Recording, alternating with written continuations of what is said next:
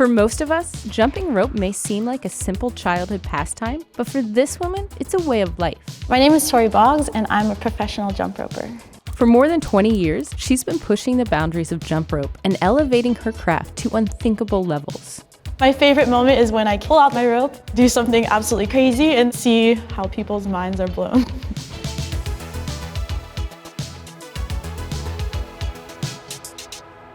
So at what point did you realize that you were pretty good at this? Yeah, I was not good at jump rope when I first started. Those days didn't last long. By the age of 13, she was the grand world champion.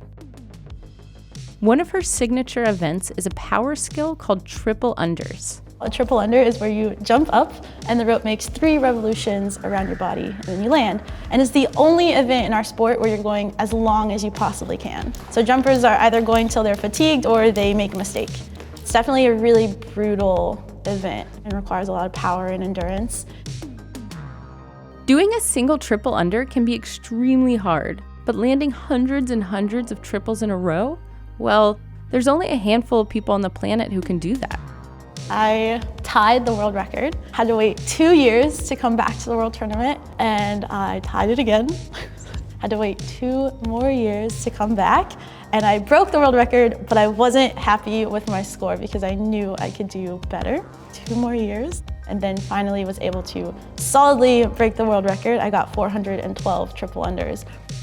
Tori has since broken her own record and set a new one, 493 consecutive triple unders. You're doing triple unders for 6 minutes. That's a long time to be doing this constant jump and going through the burn of different parts of your body as you go, whether it's starting with your legs, moving to your arms, and then you're kind of losing eyesight a little bit sometimes. Good job. Good job, Tori. Good job. Tori is a 32-time U.S. Grand National Champion and a 5-time all-around Grand World Champion. She's traveled the world teaching jump rope skills, performed with Cirque du Soleil, and appeared on shows like Ellen. I remember the very first time I saw jump rope, I was 5 years old. I thought it was the coolest thing and couldn't stay away from it. There was a lot of struggle. I was always really having to practice hard. There definitely was never a natural talent or affinity towards using the rope.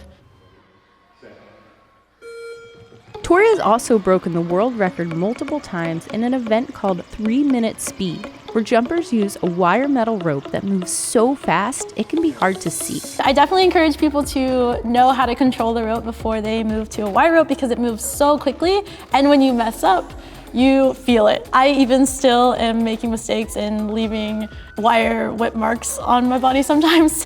Tori says she first broke the 3-minute speed world record when she was just 11 years old.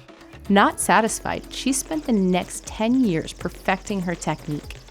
You're thinking about all these technique points as you go along, and of course you're tired, so as you get more exhausted, you're lowering your feet too much. And there's always that balance of you don't want to be lifting your legs so high because that takes so much energy, but you also have to keep them up a certain distance so that you're keeping your timing on. So there's all these little intricate factors that go to make really just one jump come together.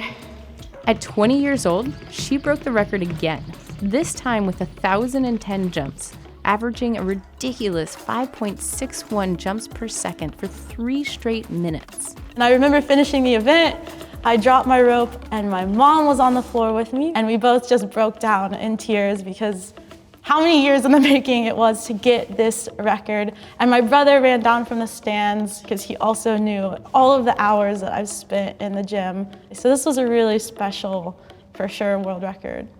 Yeah.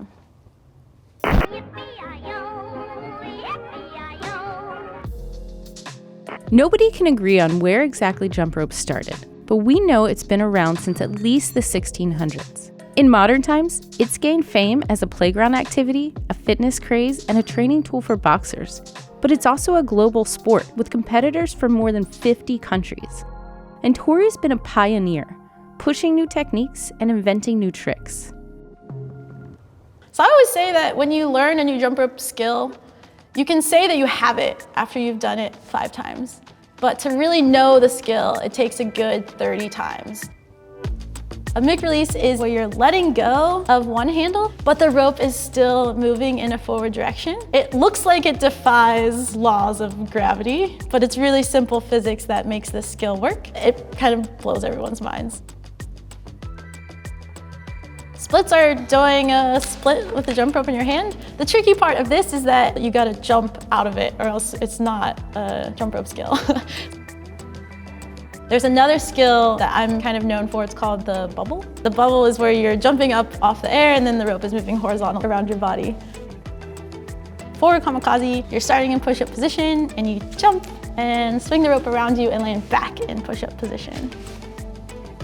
The back tuck is a backflip with the jump rope. It was really scary when I first started doing it. I was about 10. Now it's an easy skill that I can just let me go run and do a backflip with my jump rope. The TJ is the most famous of jump rope skills. The TJ consists of a side swing to start, and then when you cross your arms, the bottom arm is going under one leg. This is called a toad or a leg over cross. And then the last part of the skill is opening your arms and jumping out of it. The Webster is a one-footed front flip. The thing with doing any forward front flips is you're always worried about the landing. Once you get around, you gotta get back up into the next jump and keep moving on. One of my favorite skills is called a jami. So you do a side swing, a leg over, and a cross out of it. And it looks pretty cool. I actually named my dog Jami because of that skill. I'm known as like a power dynamic jumper, which is how I strive to move with the rope. So the idea is that I'm constantly kind of cutting and changing direction. Tori has also invented skills never seen before. She named this one the Torminator. It's a back extension roll, but I have one handle under my leg and I'm in a handstand and then reach up and grab the rope and pull it under me. While the ability to master individual skills can take years, it's the ability to seamlessly link tricks where a jumper's creativity and style really show.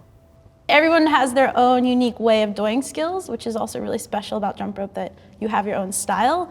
But the really creative part is how you choose to combine those skills and how you choose to move with the rope. And that's really where your own individual style comes into play.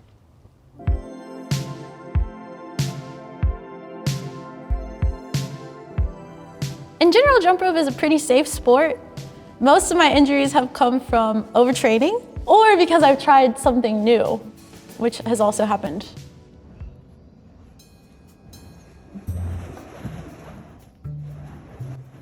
I was really confident, like I can jump over this rope, it's just a little bit hotter this time, right? But I got it wrapped around my ankle, ended up with second and third degree burns. My goal then was I'm gonna immediately tomorrow reset, re-soak my rope and do it again. Yeah, I think that's also a lesson that I've learned in jump rope is to face your fears, and if something does go wrong, instead of panic and abort, let's problem solve and figure out how to get around this. Jump rope is really hard, and a lot of times people will pick up a jump rope and immediately get frustrated. But it's really just because they didn't know how to properly break it down, or even it's an equipment error. They didn't have the right size jump rope and they just didn't know the first steps to it. I feel very responsible to help someone have a good experience with jump rope for the first time, because it truly can open so many doors in their lives, whether they do want to pursue jump rope competition and challenge themselves in that way, or they're just working with a rope for fitness, or it's just a child having fun with a jump rope. So that's really a special part of my jump rope career, is being able to teach other people and share this activity with them.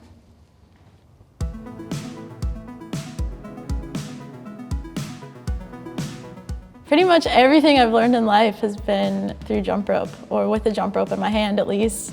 No matter what's going on in my life, I could be in the lowest of moments, but when I pick up my jump rope, I just have such a good feeling, and it kind of brings me out of whatever funk I might be in. And that's not to say I don't ever have fights with my jump rope. We've definitely gone through this relationship of, oh, I hate you, I can't figure anything out, nothing's working.